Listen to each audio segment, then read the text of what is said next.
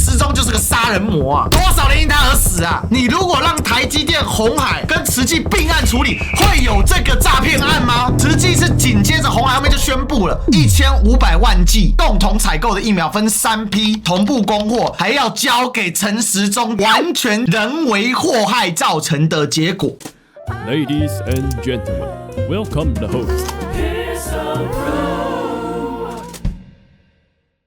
沈伯洋去找陈时中起议市政问题啊，如何选台北市长？当年有一句话嘛，逆时钟者亡，顺时钟者生。下面人把他酸爆了。请教如何多喝一点，哈哈哈！市政这位只会跑酒摊呢，他当过任何市长吗？搞笑吧！沈伯洋，你不帮陈时中解药豆，你还选什么？请鬼拿药单，这不就是你2位的专利吗？记得去开酒宴酒杯，在镜头前举杯哦。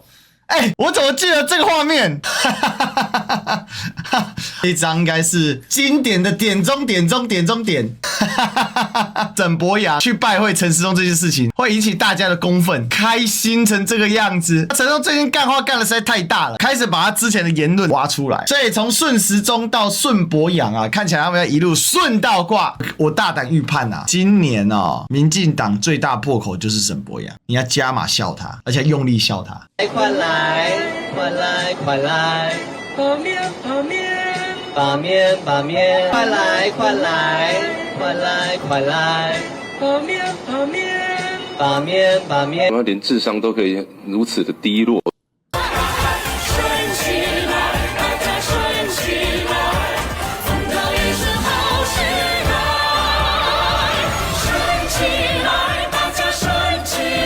顺起来，原来是大陆的梗。伯洋有一个绰号叫做中国红熊，还有一个绰号叫红孩儿，因为他爸爸常年在大陆经商，他爸爸对大陆的研究是非常深刻的哦。同时呢，还研究红粉知己，还研究如何红色政策、一带一路如何创造红利，所以他们家真的有够红。难怪他这一次选台北市长，选了一个橘红色，人家都选粉红色，他偏偏选橘红色。民进党6都市长啊，台北沈伯洋、新北苏巧慧、桃园路人甲、台中何新纯、台南陈廷飞、高雄赖瑞荣，除了沈伯洋都用粉红色，就只有沈伯洋用大橘红色，竟然选了一个30年前以上的央视歌曲，他还不承认，他说他爸是中南美商，他爸都住在大陆，红色供应链一路红到爆，难怪沈伯洋今年要挑顺起来作为他的口号。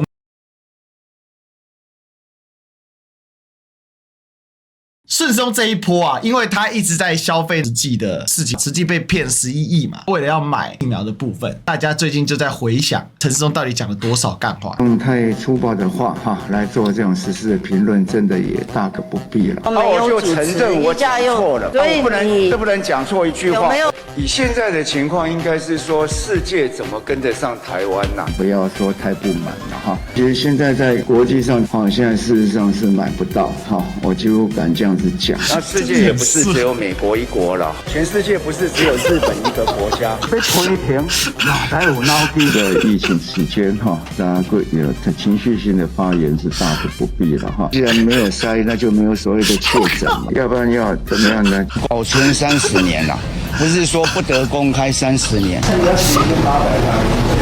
家长陈情，小朋友北上来读书，在租屋处自己一个人，然后就是断粮啊，又联系不到相关的机构单位，求助无门啦。是已经学生了自己应该要照顾自己了自己应该要照顾自己了那陈传部长会不会考虑说亲自去排队买快筛？我有了，我也不用去排；我有了，我也不用去排。如果都是免费或非常非常便宜，那也担心有这种囤积的情况。第一个核准的这个获益快筛厂商跟高端是有关系的，那有引发一些的质疑相信。真的是很厉害。高端有关系，那有什么关系呢？有什么关系呢？有什么关系呢？而3+4政策上路，让许多单位忙翻，转换期间也让民众无所适从。工作负担的增重其实我们要怪只能怪病毒啦，只能怪病毒啦。老公日媒管理员跟对讲机要听怎么送？陈时中说紧急状况可以这样让钥匙降落。要把钥匙丢下来，不然跟绳子把它掉下来。艺人徐小可他开直播说新的停课标准会担心说没有打疫苗的儿童根本就没有办法共存，然后他还批评部长整天在冷消维，那部长对此怎么看？当艺人也不应该对国家政府官员用这样的程度的言辞了。现在讲起来都是笑，在当时说起来都是泪，非常的不高兴。陈时中有原因哦，真的是回顾干话王。慈济这事情会爆发，是因为慈禧急得不得了，每天有人死，他很痛苦。对于两岸当时也被陈时中彻底的撕裂，他坚持用武汉肺炎，大家还记得吗？就是陈时中，他的每一句干话的背后都是老百姓的生命。两岸就是被陈时中给彻底冲烂。万华是防疫破口，这谁说的？当时的卫福部次长，今天的卫福部长石崇良，陈时中副手，这些全部都一挂的啦。陈时中也是读医的，也是救人的呢。医者仁心呐、陈时中让人的愤恨哦，是远超自来有的存在，真的。率先对对岸封锁防疫物资的，就是他跟苏贞昌啊。一定会想起来，你看到陈时中，你一定会新仇旧恨涌心头。我这辈子做过印象最深刻的一场直播，以前我们有一个比较年轻的粉丝，高中毕业之后他就去加油站上班，然后他妈妈就因为在等疫苗，等不到 BNT， 他妈妈有一些慢性病，就去打了高端还是 AZ。晚上3点多，他妈妈还起来喝水。早上他奇怪，他睡过头了，他想说妈妈怎么没叫他，走进妈妈房间，妈妈靠着椅子，有没有喘气了？那个直播间还在啊。打来哭，你知道吗？太多人死在陈时中手下。我跟大家讲，陈时中就是个杀人魔啊！多少人因他而死啊？还有一次在那边嬉皮笑脸呢，实际的事情还敢出来讲话，那是我这边做过印象最深刻的直播。做直播做8年。AZ 非常拥有血栓，尤其对女性诱发特别的。他们当时针对中年到年轻女性，已经第二性征发展完成的女生，还有这种生殖能力的女生的杀伤力特别强。特别严重，所以 AZ 当时给女人打真的是很坏，坏到极点。知道去国际研究都有啊，但他不要让 BNT 进来啊。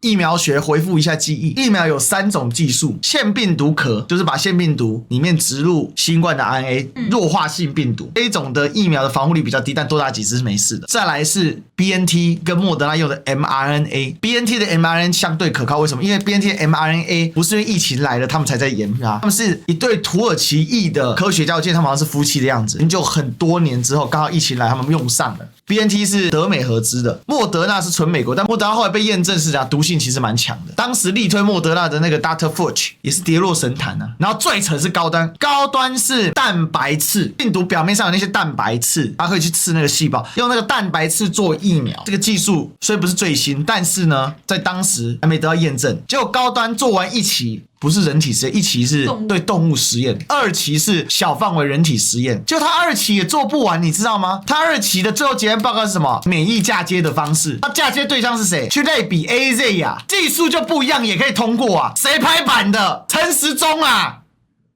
因为 BNT 技术最成熟，它不是急就章产生的嘛，它是认真做。结果我们莫德纳我们买了4100万剂，政府哦 ，BNT 被骂到爆，为什么后来要上 BNT？ 因为莫德纳 AZ 跟高端做不出儿童版的好的疫苗，就先买200万剂，再买200万剂。林权当时用一个东洋生技，林权是前行政院长蔡英文的人，他要买3000万剂，因为这样才有议价空间，被卫福部否掉。卫福部说只能买500万剂，今天说水太深不完了，早就养好，都对接好了。说法是因为 BNT 在大陆是上海的复必泰公司，这里面是阿共仔阴谋，所以不可以买。最可恶陈建仁，他们打高端说我没事，防疫效果好棒棒，结果他打的是安慰剂。最近不是陈建仁才想说，哎呀，本田皮，我是本田皮啊，我和抽烟10年同一级。然后他们每天抹黑大陆的科兴疫苗，科兴是最稳、最能量产、快速普及，因为它的技术最古老的是上百年的技术，那个腺病毒壳这个疫苗是上百年的，远比 AZ 来的更加的稳妥。然后 AZ 还一大堆是日本外国送的，为什么？因为大家都不打，日本人不打的 AZ 还送给台湾。当时我们频道 Eric 大大认识，查到的是日本的 AZ 制造厂没有认证的试作品送给台湾。我们有一个以前的朋友的朋友，年轻的护理师，民国80几年吃的，打下去，因为他们医护要先打，脖子里面血管有爆掉，变植物人，躺了1个月人没了，封锁消息。20年左右的时候，6年前27、8岁女孩子就，后来就一点点新闻，打了昏迷有新闻，后来走了没新闻。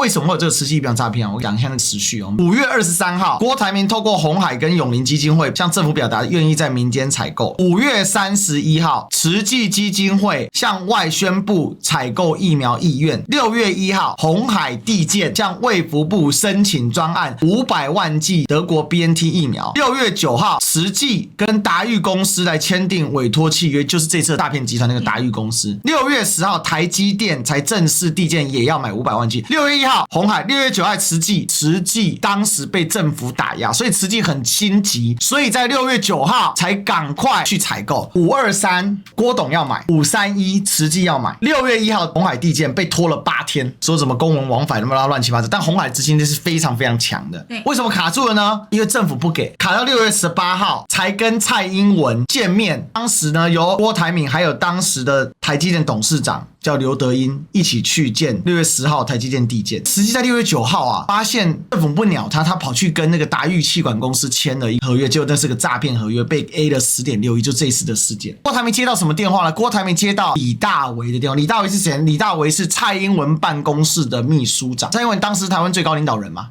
打电话给他说大小姐不同意啊，这事还没完呢。到了6月23号，慈济再三要求，最后先跟蔡英文视讯，后来蔡英文才去拜访正言上人，才放行。到6月23号，慈济才去买。7月1号，行政院当时说要成立慈济疫苗专案，比照台积电鸿海模式，所以后来在7月11号，台积电跟鸿海是一起购买的，才用台积电鸿海模式，其实就是鸿海找到的渠道，在7月21号才签约。你为什么一开始不让台积电、鸿海跟慈济3个并案一起处理？这就是为什么这一次会有疫苗诈骗案。你陈时中还有脸出来说什么？真相大白，你如果让台积电、鸿海跟慈济并案处理，会有这个诈骗案吗？慈济是紧接着鸿海后面就宣布了。当然，对比鸿海跟台积电这样大公司，慈济在大陆当然人脉上比较少啊。尤其是郭台铭在大陆要找哪个商人，他找不到，他要找上海富碧泰，一通电话打过去，人家会怠慢他吗？结果他竟然还敢出来说真相大白，然后民进党这边说要对陈时中道歉，烂透了。